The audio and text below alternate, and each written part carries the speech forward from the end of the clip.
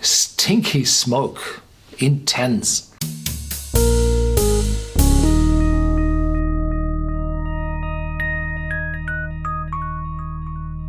Welcome to Whisky.com, where fine spirits meet. My name is Horst Lüning. I'm the master taster of Whisky.com, and today we have a second Bunnahabhain single malt whiskey here in my cask. It's 46.3% ABV, as always, and I think this one is more expensive. I would like to say more important. No, it's more expensive and probably more important. It costs around 80.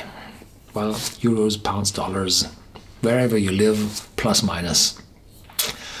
This Bunnahabhain is not the typical old known Bunnahabhain, which was, well, known for its unpeated aromas. No, this one is peated, heavily peated. And the name of this whiskey is Gaelic. And I have to read it. Ceòbanach.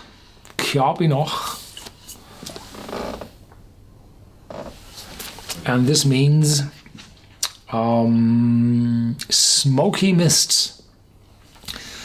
When the distillery was founded in 1881, so in the late 19th century, peat was everywhere. Peat was used for heating the cottages, heating the pot stills, drying the malt in the kiln. So peat was the energy source number one. And with all this peat, the fine dust developed in the surrounding, and the mist from the ocean, the moisture in the air, together with this fine dust, brought this smoky mist around the first industrial plants in that area. And London was known for its fog. So this was the first appearance of smog. It was the coal firing which resulted in fine dust and which helped the moisture to condense on these small particles and bring all this dust. And when they stopped coal firing London in the 50s, mid-50s, then the London fog vanished. EU regulations or EC regulations prohibited the firing of the stills with coal in the year, I think, 2000, and today everything is natural gas or oil and hot steam for heating. And the drying of the malt is done in huge maltings, like the malting in Port Ellen, where the malt for this whiskies come from also. And there the fog or the smoke is, well, kept inside the plant so that no smoky mist develops in these times. But we have this whiskey. As I said, 46.3% ABV, uncolored, non-chill filtered, and Ceòbanach. Difficult. And here on the back, I think, on the last tube, there have been tasting notes. Yeah, as well here. Appearance, lemon gold. Some hectic here on my cask today.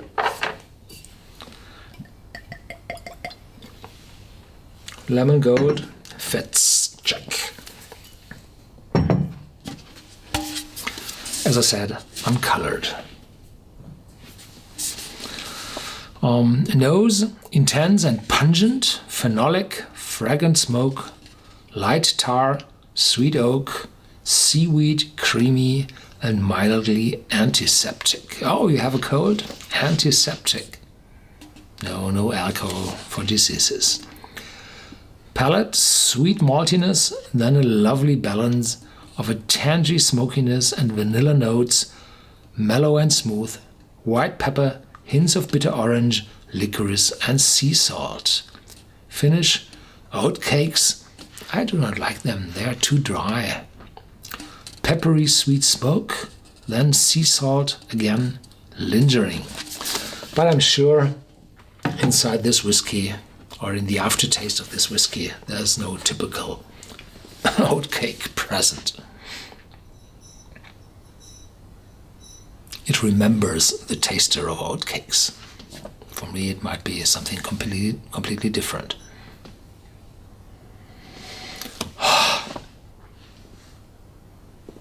Stinky smoke, intense, nothing else than smoke and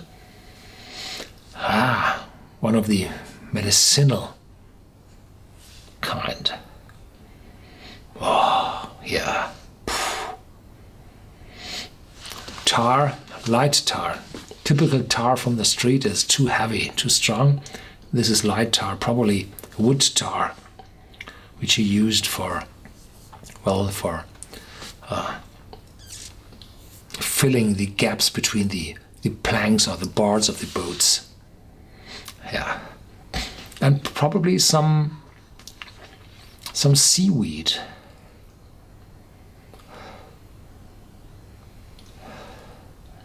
Vanilla coming up.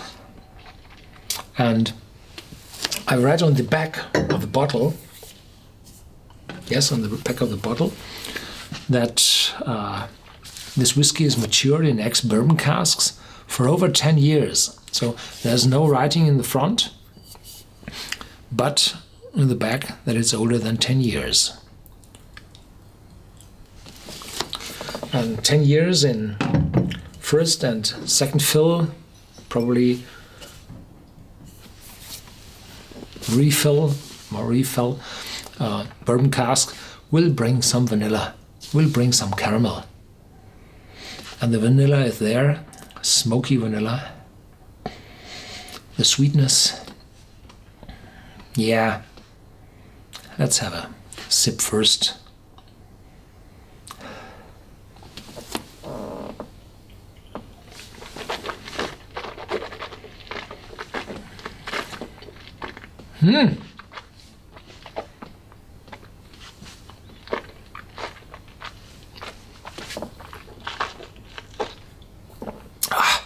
You have to swallow. It's so sharp. It's not the alcoholic sharpness. It's the pepper, the white, sharp, fresh pepper. Very intense. And then there's some, orange juice leading over to some licorice, turning a little bitter. And sea salt appearing on your lips. It's just a thought of salt. No salt at all, I think. But where are the oat cakes? No. No idea for me for oat cakes. Some maritime notes, long aftertaste, smoky.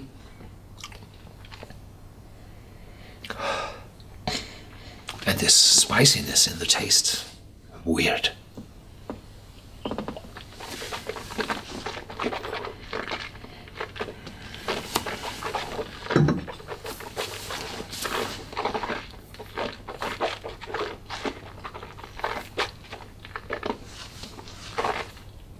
So intense and sharp and peppery, it will tear your last filling out of your teeth. Oh, very intense. And then the sharpness is gone and there's a pleasant, long, spicy aftertaste. A little sweetness appearing. Yeah. Oh, one of the very good ones.